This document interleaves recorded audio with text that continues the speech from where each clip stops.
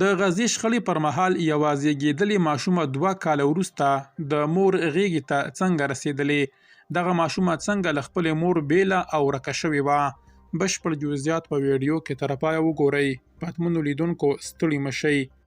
غزه والا سندس الکرد د دوشنبې پر ورځ د خپلې هغې لور په تمه وه چې له روغتونه ترې وړل شوې وه.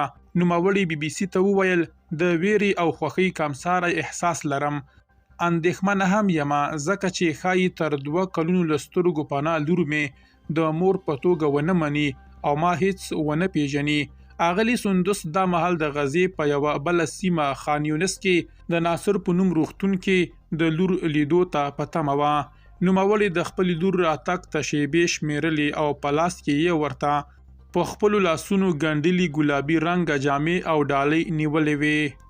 اغلې سندس له BBC سره خبرو کې وویل په داسې حال کې چې جګړه وه او له روغتونه یې د خپلې لور د ایستلو هڅه وکړه، خو ورته ویل شوي وو چې لور یې بې سان له روغتونه نشي ایستل کېدای ځکه هغه باید ژوندۍ پاتېدو لپاره په ماشین کې وساتل شي. نوموړي وویل بیا تر 1 کال نه پوهېده چې لور یې چیرې او څنګه ده. زه سرګردانه او په ورته مهال هیلهمنده ومه چې ښایي لور مې ژوندۍ وي.